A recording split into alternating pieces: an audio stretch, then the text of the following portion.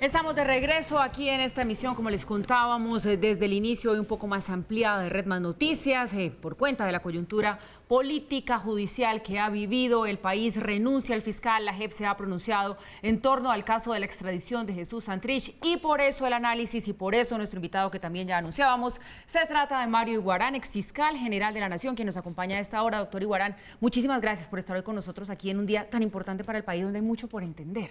Muy buenas noches. Muchas gracias a todos ustedes y a los televidentes. Bueno, mire, antes de hablar de la decisión que tomó la JEP sobre Jesús Santrich, nos gustaría conocer su opinión sobre la decisión que tomó el fiscal de renunciar. A ver, pues es un poco perplejo, ¿no? Pasmado, asombrado, porque para mi gusto, y muy a pesar de las vicisitudes en casos como Odebrecht y Matos, pero el doctor Néstor Humberto estaba cumpliendo una labor destacada en materia de política criminal y de asumir personalmente, respetando la autonomía de sus fiscales, investigaciones muy importantes en materia de corrupción.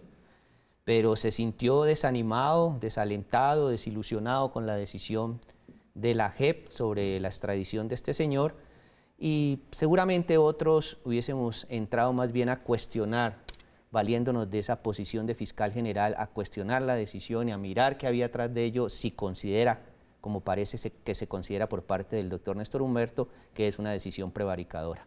Pero adujo un tema de dignidad, de decoro, y eso es respetable, y obviamente sobre un tema tan personal, tan del fuero interno, es difícil ir a hacer un pronunciamiento, una censura, mucho menos. Señor fiscal, sobre la decisión de la JEP, ¿le gustó o no le gustó? Pues a ver, de lo que se trataba el punto era saber cuándo ocurrieron los hechos que dice no solo la DEA y no solo la Fiscalía colombiana, sino una corte americana, el Tribunal del Distrito Sur de Nueva York.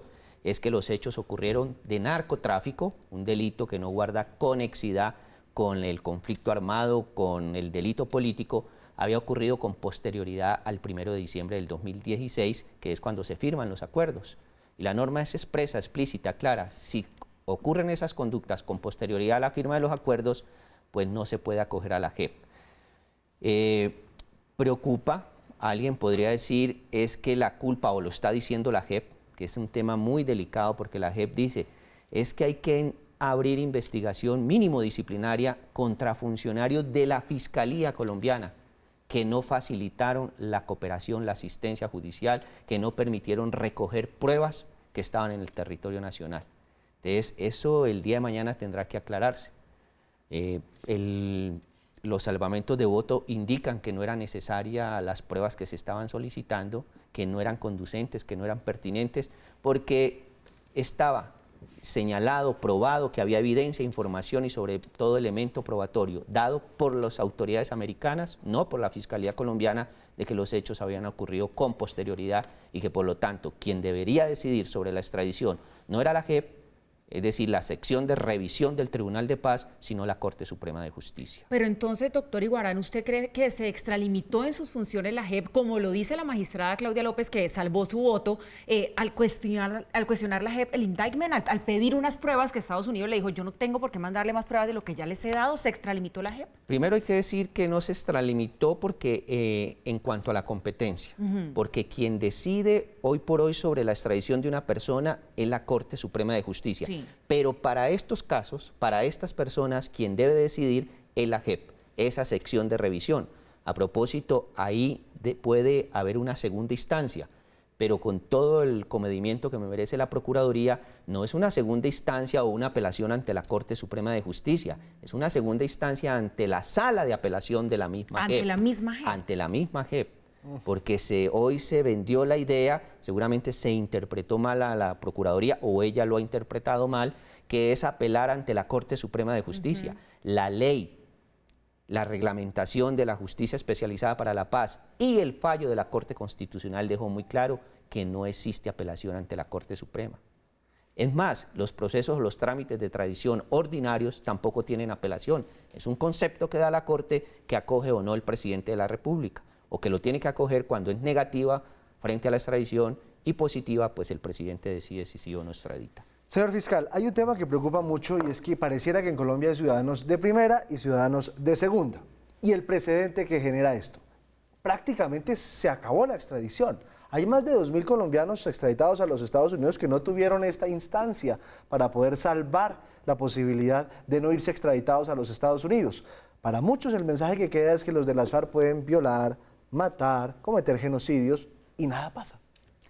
Sí, es difícil asimilarlo, pero ese es el costo. Eso es lo que tenemos que entender o intentar comprender, porque no podemos desconocer, la FARC más que guerrilleros han sido terroristas, pero ese es el costo de este proceso de reconciliación.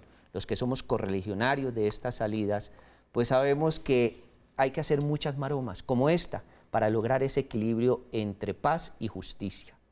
Pero entonces mañana un colombiano que sea condenado y que sea pedido en extradición, pues ya no lo van a poder extraditar porque hay un precedente con el caso de Santrich e irá a una revisión y si los norteamericanos no mandan las pruebas porque no están obligados a mandarlos, pues puede estar enfrentado a que no se extradite. Pero pues no, porque la justicia ordinaria no funciona igual, que es donde está el resto de la población colombiana. Pero la pregunta es que los norteamericanos no dan las pruebas, Paula.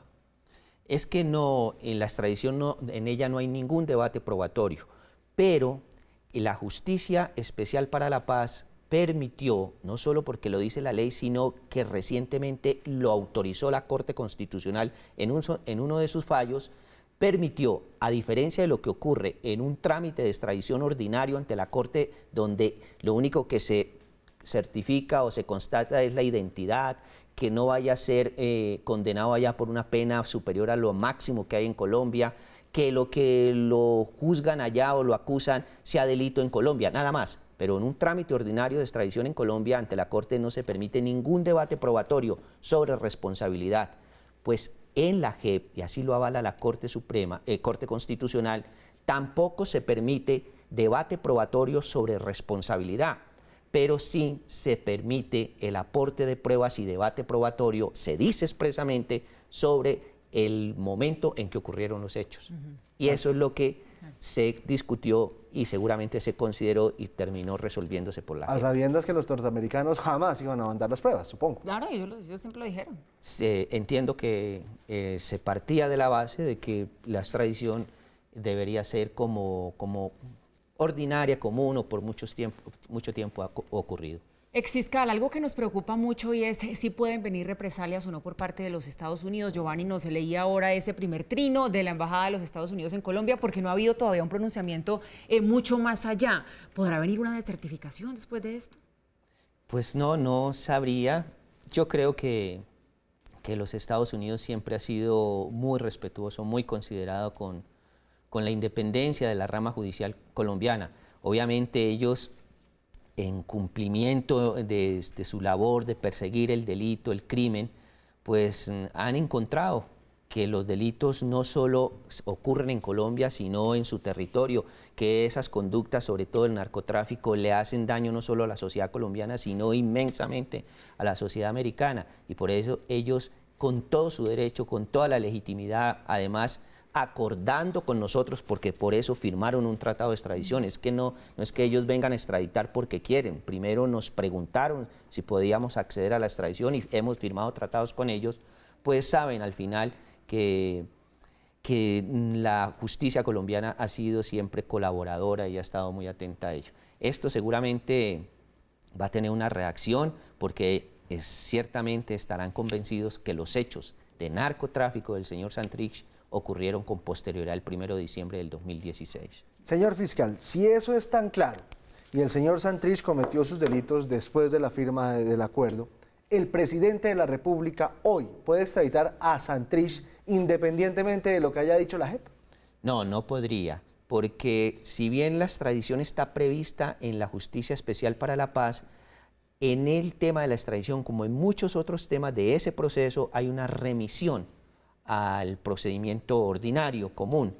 Y aquí debe entenderse que la extradición se rige por la regla general. Si el juez, en este caso ya no la Corte Suprema de Justicia, sino la sección de revisión del Tribunal para la Paz, conceptó que no procede la extradición, como ocurre en el procedimiento ordinario, el presidente no puede extraditar. Si hubiese conceptuado que era procedente la extradición, como ocurre en el procedimiento ordinario, el presidente, no obstante que el Tribunal de Paz dijese que era procedente, que había que extraditarlo, que no había ningún problema, podía entonces negarse a extraditarlo. ¿Qué pasa ahora con la Fiscalía después de que el fiscal y la vicefiscal renuncian? ¿Y cuál es el proceso que se surte ahí? Pues podría suceder que renuncien los dos, como en efecto ocurrió, y que el martes o la otra semana que se reúna la Corte ante una renuncia no solo de la cabeza del señor fiscal general, sino de la señora vicefiscal, pues la Corte tenga que encargar a alguien. Pero yo entendería, o qué haría yo en un caso de esos, para no dejar acéfala la institución, así sea por horas, es que ante la renuncia de la vicefiscal, aceptarle la renuncia y nombrar a alguien de vicefiscal, cosa que el martes o en una semana o en 15 días que la Corte le acepte la renuncia, tenga un vicefiscal a quien encargar para el cargo de fiscal general. ¿Existe la posibilidad de que la Corte le diga al fiscal Néstor Humberto, usted no se puede ir, señor, le toca quedarse? Bueno, es posible, si bien la renuncia es irrevocable, como puede acaecer, ocurrir en cualquier ejercicio, actividad o relación laboral, pues a pesar de una renuncia irrevocable se retire esa renuncia. Pero no lo pueden obligar a quedarse en el cargo, ¿o sí? No, seguramente lo tendrían que convencer de que retire la renuncia irrevocable. Otra pregunta que me parece importante, exfiscal, ¿la libertad de Jesús Santrich sería inmediata o depende del proceso que surta la apelación que ha hecho la Procuraduría? Que no sé si la entendimos mal o la Procuraduría la interpretó mal, porque la Procuraduría está hablando de la Corte Suprema de Justicia, usted nos dice no, es una segunda instancia de la misma JEP. Independientemente de eso, ¿no se puede liberar a Jesús Santrich hasta que no surta efecto de esa apelación? No, esa es una apelación, entendería que es en el efecto devolutivo, por lo tanto es de aplicación inmediata y debe procederse a la libertad inmediata. Solo los trámites administrativos, carcelarios, penitenciarios y pues la decisión del fiscal general de firmar la boleta de libertad. Ahora, si en Colombia, dentro de la Fiscalía, hubiese uno, dos, al menos un radicado, es decir, una investigación, un proceso, donde se estuviese ordenando una medida de aseguramiento, una privación de la libertad de Santrich, pues entonces no podría quedar en libertad. Quedaría en libertad en cumplimiento de la orden de la JEP, pero no sería procedente si hubiese una orden de captura por otro delito o en otro radicado. Señor fiscal, le voy a hacer una pregunta que espero no lo meta en problemas, pero como colombiano, ¿usted cree que Néstor Humberto Martínez tomó esa decisión motivado por un asunto de principios, por un asunto político o por un asunto de apuro judicial? Yo, a pesar, como lo señalaba, de las vicisitudes que se han presentado en la administración del doctor Néstor Humberto, que se le han presentado a todos los fiscales generales, debo destacar la labor que estaba cumpliendo. Estaba de una manera muy activa en el diseño de una política de Estado criminal, liderando unas investigaciones muy importantes en tema de corrupción. Y a lo que tenemos que atenernos es a lo que él invocó, lo que él argumentó para su renuncia, que era un tema de dignidad. Entonces, ese es un tema tan personal, tan del fuero interno, que creo que absolutamente nadie podría salir a cuestionarlo. De ahí, pues, ya vienen las suposiciones y los convencimientos de otras personas, pero hay que creerle que fue por dignidad. Bien, pues ha sido bastante interesante, enriquecedor escucharlo, exfiscal general de la Nación, Mario Iguara. Muchísimas gracias por este tiempo hoy aquí con nosotros y los televidentes de Red Más Noticias. Buenas noches. Muchas gracias.